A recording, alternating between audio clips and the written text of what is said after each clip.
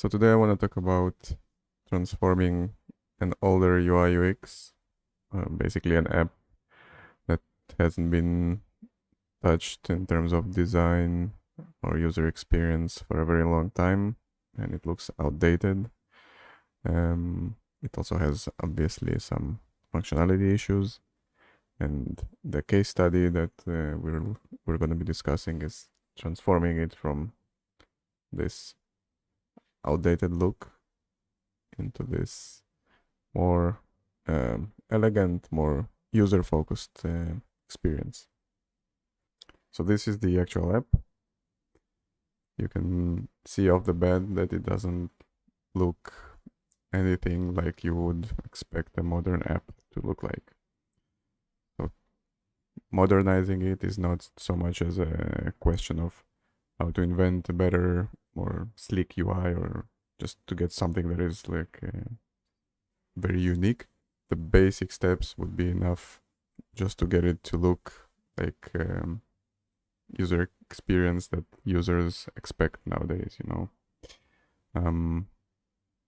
So yeah, we'll go screen by screen and we'll compare the before and after, I guess. This way I think it will be more, it will be easier to understand why we had to do this and how we actually modernize an outdated UI. So we'll start from the tickets screen. So this app is a transportation app of the Bratislava region in Slovakia. And it's all in Slovak, as you can see here. I think it wouldn't matter too much to understand the principles of why it has to be redesigned. So this is the ticket screen. The ticket screen is intended to show your current balance, as you can see over here, your active tickets, which you still can't see, but they would appear here, your active passes that would appear over here, and your history of previous tickets that would appear at the bottom section. So one of the problems that already is quite obvious on this screen is that the up bar is, well, it misbehaves because it does go away, but only partially. And the section that you do have that goes away is huge. Like this is not a convenient size. There's no reason for it to be this big. The plus in this case will act as a way to top off your balance, which again, you don't really need a button here for this. You can just tap on the credit and top it off in the next screen. I mean, it's quite obvious that you would want to do that through the actual credits view or UI or section here. Now, the other thing is that, as you can see, your tickets, the things that you would actually want to do most often appear at the bottom. And whether you have or don't have a pass, this section is always here. Like you cannot make it go away in any way. So this is already something that you should definitely avoid doing. And in the redesigned version, all the tickets and passes are converted into one unified view or appearance. So if you would have a 7-day pass, for example, it would appear under the passes section, and if you didn't have it, the passes section would just not appear here at all. So this section would be free. Next, you have the section where you can buy a ticket. So when you have active tickets, we'll just get the ticket just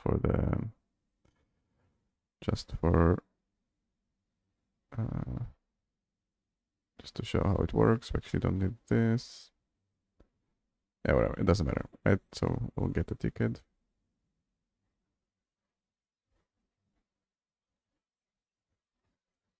So when you have an active ticket, you have this section over here.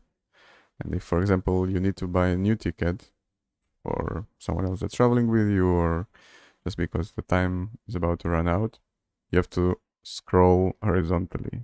Now this scrolling horizontally and vertically, there is no, it's confusing for users, especially older users or people that just don't get technology. So this would be bad for them. Also, you can see like the UI is really, I don't know, like the 90s probably. And yeah, so this section is not good. The way that we solved it in the newer app is whenever you want to buy a ticket, you can repurchase from your previous purchases, or you can tap the floating action button and just get a new ticket through there. It's basically the same as tapping here and getting it through the menu, but this gives you a much more streamlined user experience, and that's also something that you would expect, like the main button on that ticket screen would get you tickets. Yeah, another thing is that if you have bought different types of tickets, you would have this section at the very bottom, and scrolling it would, getting to it would require you to scroll this whole section every time. And basically it's unnecessary because you don't really need the information being portrayed here, at least not in this way, not when it's this big, because again, you can control the size of the text in all phones through the settings of the text size on the system level. So basically, let's say that your vision is impaired, or you just have a more comfortable seeing bigger text, and you can go to the system and increase the text size, and this increases the text size in the app. It would also increase it here, but here it started out from being too big. So for most people, they don't need this size. It's just not required. Another thing is that when you want to show your ticket, you have to go to the ticket screen and then go to the barcode option. So that's a bit like unnecessary. You don't need this many clicks. We solved it by just adding a barcode button to the ticket if it's active, and then you just press it and you get the barcode. And basically, you could also show different information here, like how long do you have left on the ticket, or whatever the station where you bought the ticket, and so on and so forth. Basically, yeah, I think this streamlines that. Another problem that this UX, the user experience here, is that when you buy a ticket, you can buy tickets with or without a discount. So here you have, and I'll just like translated it, but the idea is this: the sections are confusing for like someone who doesn't know how this app works. So you'll have in this version, you'll have the basic tickets, which are just time tickets. You'll have discounted tickets, which is again time tickets with a discount. You'll have daily tickets, which would include daily tickets with and without discount. So for some reason, you have two sections here, but then just one section for the daily tickets. And then again, you'll have a special ticket for your baggage or a dog, which you wouldn't usually need the section on its own, because you can always get it when you're confirming the amount of tickets that you want. You can always get it as an add-on. So this section is also confusing for no reason. Another section which is a bit debatable is the special kind of ticket, which is not time, not daily. It's just a ticket between two cities. So it's just a special ticket. So it could exist here, but again, there's probably a better way to place that. And I'll show how it looks, and then we'll discuss on how we can fix it and how we fixed it in redesigned UI. So basically, if you choose one of those, you have a list of all the tickets, and they basically range from having different zones and having different time validity, which is fine. Again, the problem is that you don't really need the section that shows one page for discount and one page for the basic ones, then regular ones. So for example, in the redesigned UI, you just have one section which would include all the tickets for the timed pass. I'll just show it here. All the tickets with the different times and zones and so on, but you have both prices appear at the same time. So it's the normal price and the discounted price. And then when you choose whichever, it's we'll see soon how that would work, but you wouldn't need to know that there exists all those different categories in between day tickets, discounted tickets, and regular tickets, right? So because let's just see how it looks here. For the day tickets, you have both normal day tickets and the discounted day tickets. Again, it looks really messy, like the lines, nothing aligns really well. Just something that I think is easy to solve and shouldn't be avoided. Shouldn't be left like this. So let's move over to the actual screen where you buy the ticket. There are a few ways to buy a ticket. Definitely from here you can get any ticket that you want. For example, you can go here, take a regular ticket, choose whatever, this one, click on the icon, and then you get to the ticket screen. So here we have a few things that just support what I was saying about the discount or not, because you basically chose the minutes and the zones, which are not configurable in this screen, but everything else is. So you can remove the regular ticket and just get the discounted one, because whatever, you made a mistake choosing. But this wouldn't be necessary if you just have this from here. So for example, you would choose the 3 zone 60, and here you just choose whether you have a discount or not by applying it here. So the price would change depending on your choice here. So if you have a discount, you just mark it, and then your discount applies correctly. So for example, they don't have a discount for the luggage, but they do have a discount for the travelers. So as you can see, this doesn't affect it, but it does affect when you have travelers. This also just means that you don't need to have a separate section for buying a ticket for your add-ons, like a luggage or a dog or a pet. Yeah, so this simplifies that, in my opinion. You're able to choose the type of payment, whether it's from your current credit in the app or from a credit card. This is the same as those two buttons here. The idea is that you don't need those huge buttons, and that you don't need, so this is the switch to remember your credit card details, which again, there's no point of placing this switch before you choose the payment with the credit card, because once you choose the payment with the credit card, then it would be relevant for you to choose whether you want to save or not the details that you fill out there. But switching this and then paying from the wallet, then just gives you there's no point in it. Yeah, everything else is pretty much remains the same, except like the UI looks better. Here you can see there's a mismatch between the tag that appears over the tracker here, and it just means when the ticket will be active in how many minutes from right now.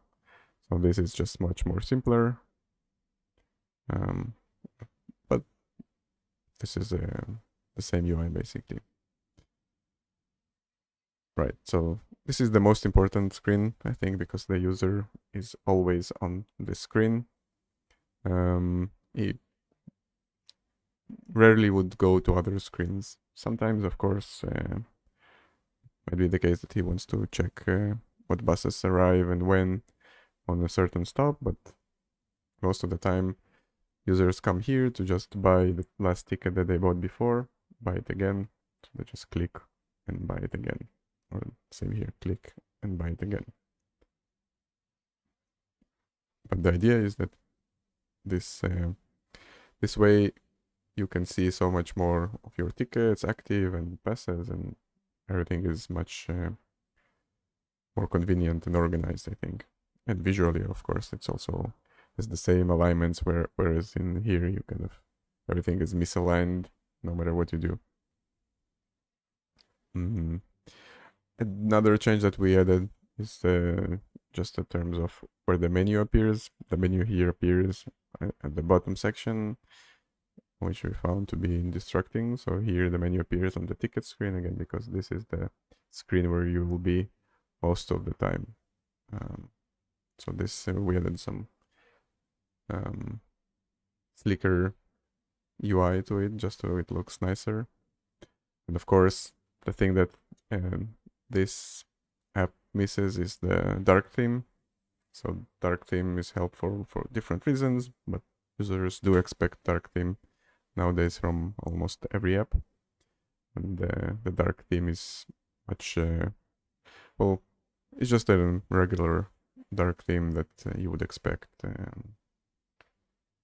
in any situation. So it just looks like what you would expect, and it works much nicer.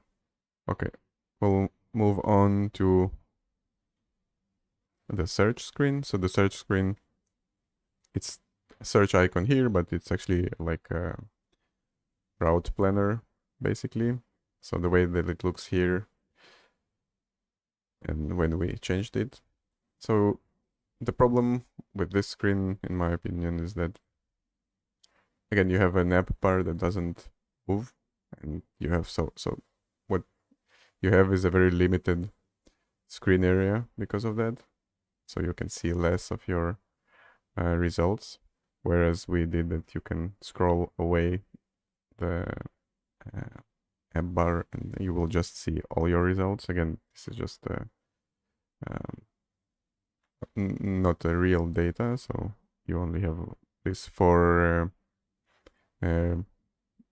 routes. Basically, it's the result that you get when you select a route between 2 points. So it just means which line you take, at what time it arrives, and then when you get off it, then if you have to walk or switch to different transportation, then the number of the next one, and so on and so forth. So it's pretty much similar to the way it's here, but we removed several things, like the buy button is not necessary because you can just click on the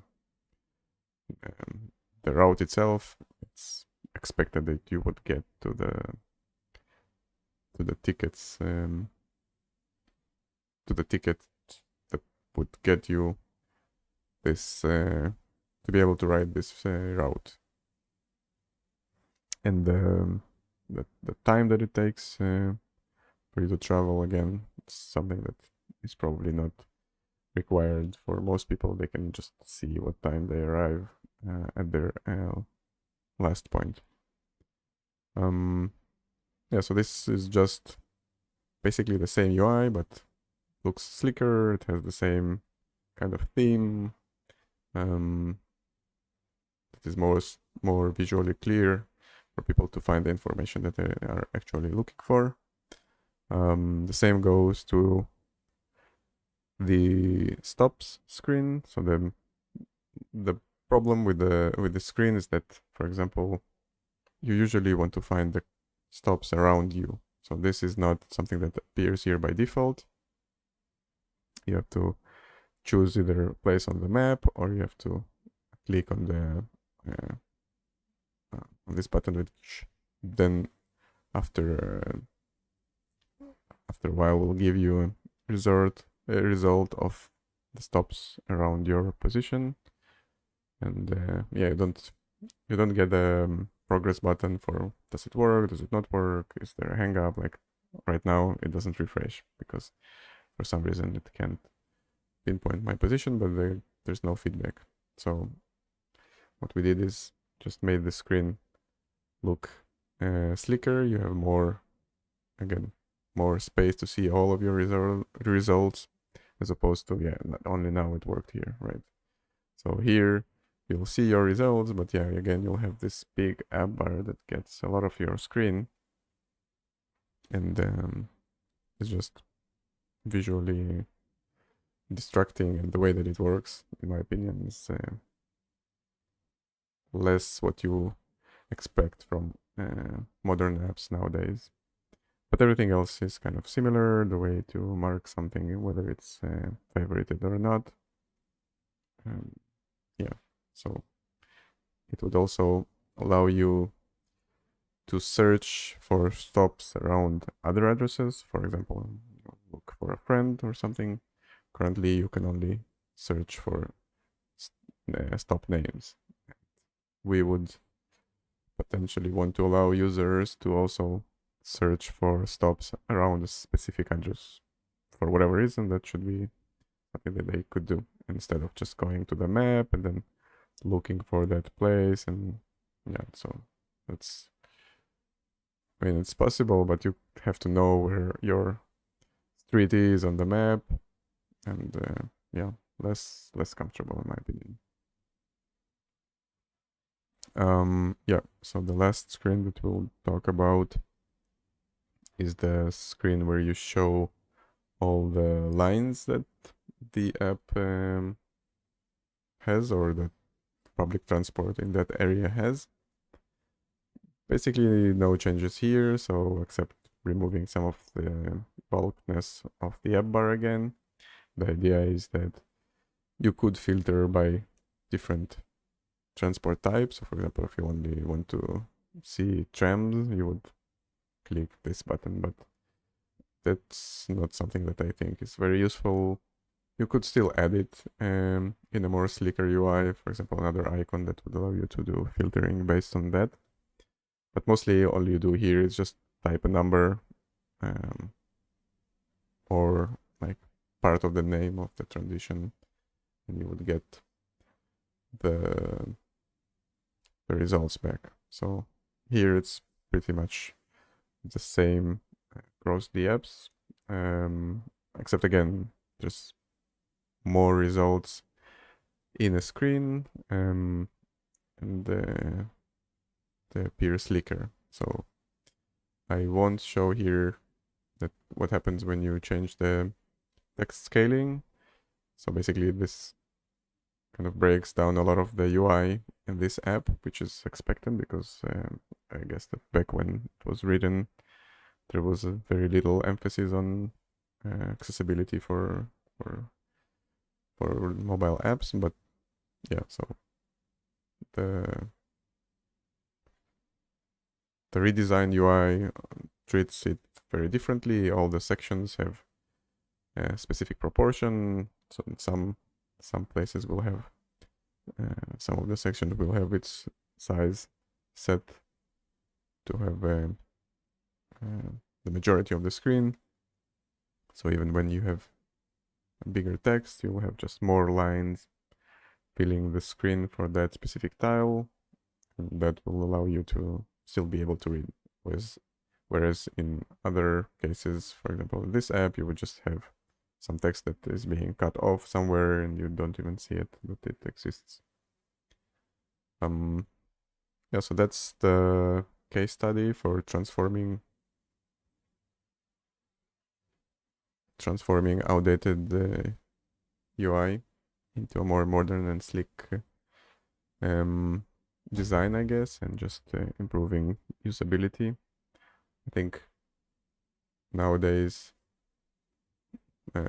companies and organizations have their apps to be their representatives in a way that users judge the quality of the organization or the company based on how the app looks. So if your app looks really outdated, then it seems that the organization itself or the company doesn't keep up with the times. So this is, in a way, is the face of the company. I think this is the main reason why you would want to invest in updating your outdated UI if you have an app that still serves a big client base, but it hasn't been reviewed in a very long time. And that's not even discussing other issues that happen in the app or in your backend servers that should also be obviously reviewed during any redesign process. But just looking at UI and UX, these are things that you have to take into consideration. The same is regarding accessibility as something that you have to address, because again, this was something that was not addressed say 10 years ago, or was addressed, but much less than it is now, and it is much easier to address nowadays, I think. So having your contrast of text to be such that it always readable. So for example, here you can see that like white on green is bad accessibility practice, but there are easy solutions to that, and even designers are aware of that. So when you're redesigning, that's something that you should take into account. And obviously, scaling of text, you have to check that your app still looks nice after you've done the scaling. Let's see if I can just find it quicker here. There is somewhere here, the font size. Yeah, so let's say that we go with like a bigger font size because we like bigger font size, or we need a bigger font size for whatever reason. This just applies to your apps in a way that it's obviously maybe less nice visually. For example, you would want it to be different, or but at least it serves the purpose of the person that was expecting to see bigger text and be able to read easier and better wherever you've made any text appear on your screen. So this is something that it's important to take into consideration when you're dealing with accessibility, and I think this is taking a big step forward for many organizations which have neglected this area before. So thank you for watching. I hope this was helpful, and if you have any questions, please let me know. I'll be happy to address them and maybe learn something new for myself.